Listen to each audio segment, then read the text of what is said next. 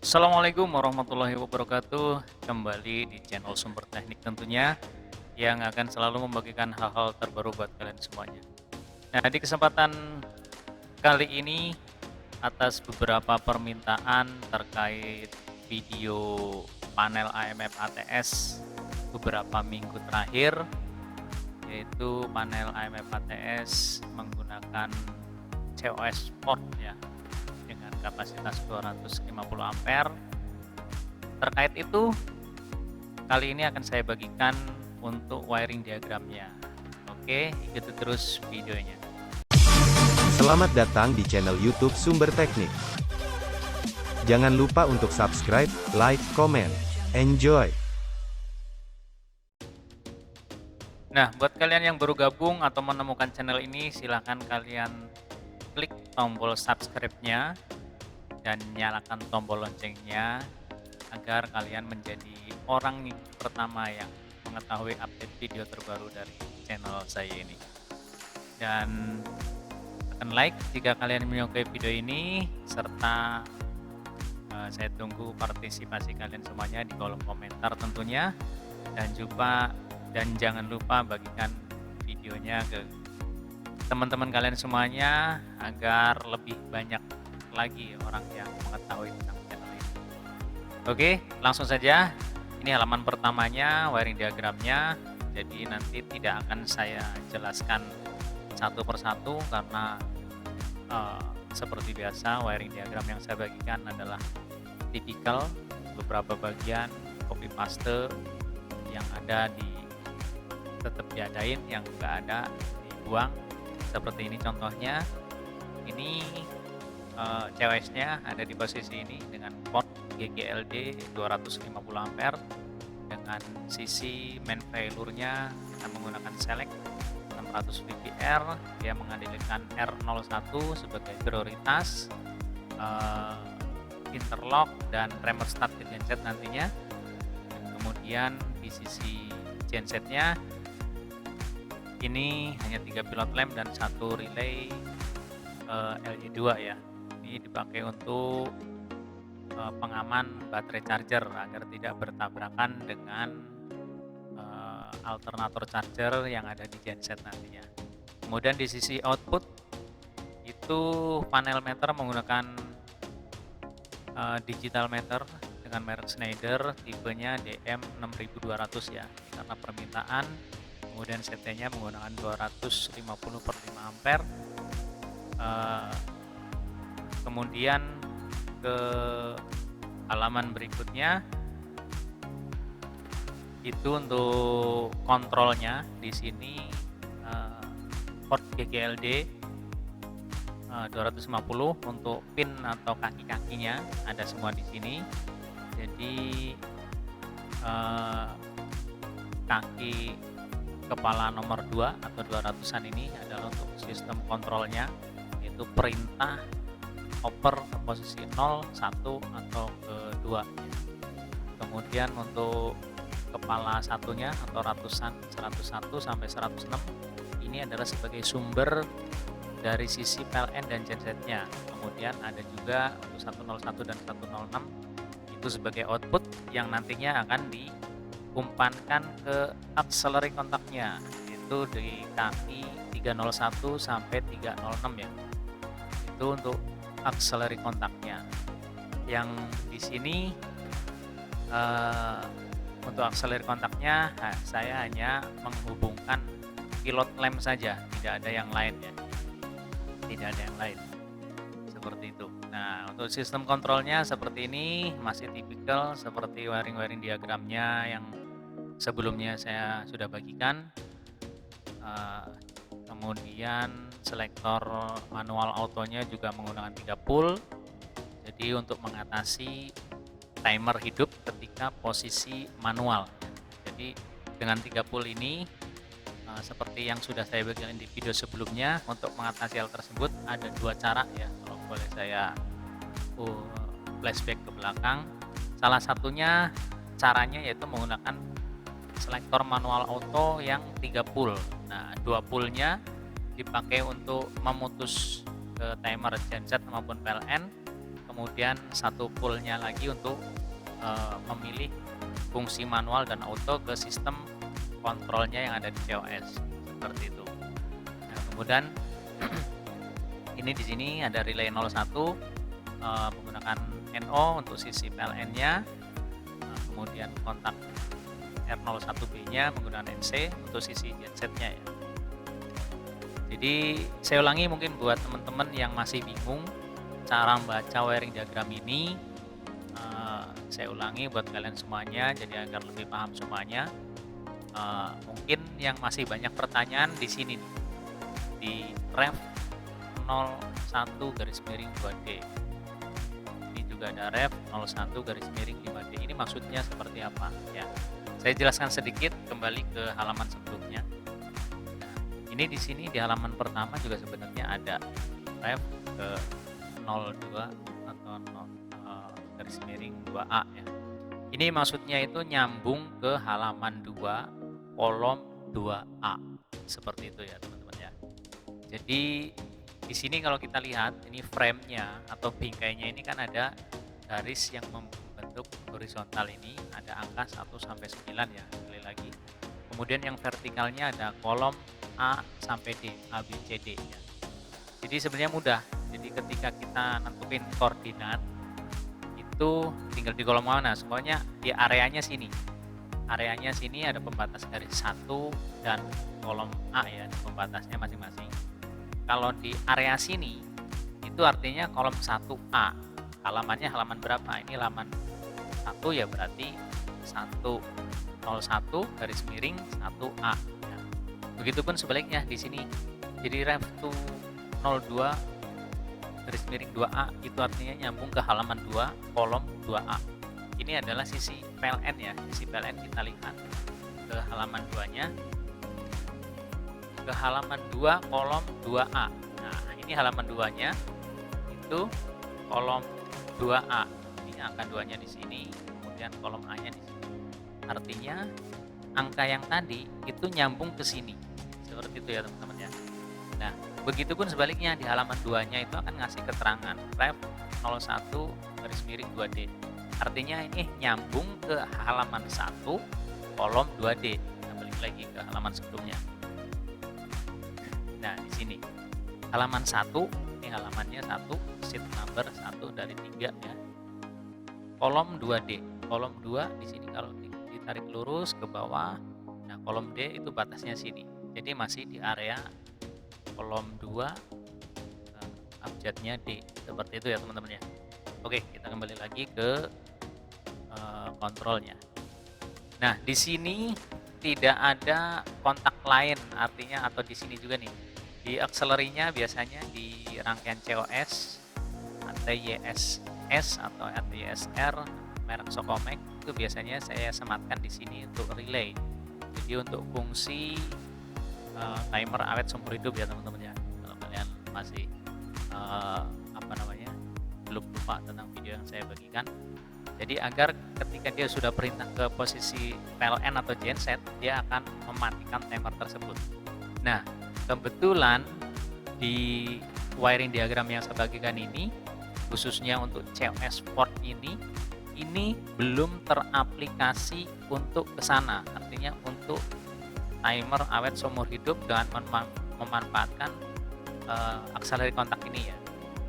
Jadi di sini ya pokoknya kalau posisi auto, timer akan hidup terus di mana dia sumber yang hidup. Sebenarnya posisi PLN on artinya timer akan tetap hidup seperti itu. Alasannya kenapa? Ada beberapa pertimbangan. Jadi terkait COS sendiri. Jadi notabene COS port ini sistem kontrol motorized-nya itu berbeda sekali dengan sistemnya Sokomek yang dia menggunakan kontrol motor menggunakan rangkaian elektronik ya. Sedangkan di COS port itu masih menggunakan atau memanfaatkan kontak-kontak relay saja. Jadi relay dari beberapa relay dirangkai sedemikian rupa sehingga dia menghasilkan kontrol yang berfungsi secara bergantian seperti itu. Nah, mungkin kalian juga pernah menjumpai ketika menggunakan COS port ini, khususnya kapasitas yang di atas 100 ampere itu ketika kita memfungsikan atau mengoperasikan secara manual dengan menekan push button, itu push button-nya harus ditekan terus sampai dia ngoper ke posisi yang kita inginkan. Contoh, mungkin kita mau ngoper ke posisi PLN atau posisi 1, itu push button-nya harus ditekan terus. Itu salah satu yang mungkin dijumpai nantinya di lapangan. Berbeda dengan untuk COS Sokomek ya. Sokomek itu hanya sekali one touch atau sekali sentuh, sekali tekan langsung lepas lagi. Dia akan mengoper full ke perintah yang ada. Artinya kalau ditekan ke posisi 1 atau PLN ya dia langsung akan ngoper ke posisi PLN penuh ya motornya. Berbeda dengan COS Sport ini. Jadi kalau dia ditekan cuma sesaat doang, seperti itu, dia mungkin motornya kadang mau langsung full pindah ke 1 semuanya, atau bisa juga dia kadang cuma separuh aja karena perintahnya hanya sesaat seperti itu ya. Nah, terkait hal-hal tersebut yang mungkin beberapa teman-teman di lapangan sana menjumpai, sebab itu ini nanti akan saya bagikan bertahap, artinya boleh dikatakan ini sebagai basic. Terus mungkin pertanyaan yang relevan terkait hal ini, bisa nggak Mas? Maksudnya port ini diaplikasikan untuk timer awet seumur hidup? Bisa. Jadi saya juga pernah mengaplikasikannya, tapi ya sekali lagi ini boleh dikatakan rangkaian basic. Nanti untuk improve hal-hal tersebut nanti akan ada di video berikutnya. Jadi biar kalian paham dulu lah. Jadi dari basic dulu kita belajar bareng-bareng dari awal dulu seperti itu. Nah, seperti yang saya bilang tadi, kalau kalian menggunakan COS di atas 100 ya, karena karakternya itu berbeda lagi dengan yang kapasitas yang kecil-kecil seperti 63 sampai 100 ampere. Itu karena material kontrol untuk motoresnya itu berbeda lagi, artinya karakternya berbeda lagi. Jadi mungkin kalau kalian sudah lebih paham atau lebih sering menggunakan material ini, mungkin ada yang lebih paham dari saya, silahkan kalau memang keterangan atau pengalaman yang saya sampaikan ke kalian semuanya masih ada yang kurang, kalau yang lebih paham silahkan ditambahkan di kolom komentar. Jadi ya kita sama-sama sharing biar teman-teman yang lain juga bisa tahu apa kendala-kendala yang ada di lapangan seperti itu kalau menggunakan material-material seperti ini. Seperti itu. Jadi sekali lagi secara fisik antara 63 ampere sampai 100 itu memang kontrolnya berbeda dalam artian jumlah relay kontrolnya yang paling signifikan. Artinya ya kalau yang 63 sampai 100 ampere mungkin masih bisa kita tekan sesaat dia langsung ngoper full ya ke posisi yang kita inginkan. Itu biasanya kendala-kendala yang ada di lapangan seperti itu. Oke ya. Jadi ya nanti kalau kalian memakai produk-produk ini mungkin baru paham, atau nanti mungkin kalau untuk lebih detailnya mungkin ya insya Allah nanti kalau ada kesempatan saya bagikan untuk wujudnya, kendalanya itu seperti apa, nanti insya Allah akan ada di video-video berikutnya. Kita lanjut untuk wiring diagramnya ya. Halaman berikutnya, nah ini seperti biasa baterai charger. Ini outputnya ini langsung ambil dari output ATS, jadi tegangan yang masuk ke sini 220 nya itu bisa dari genset maupun PLN. Nah kemudian ada voltmeter DC dan ampermeter DC untuk mengontrol atau memantau voltase aki dan pengecasan arus aki ya seperti itu. Nah kemudian relay 02 nya di sini yang tadi di sisi genset itu untuk memutus pada saat genset bekerja.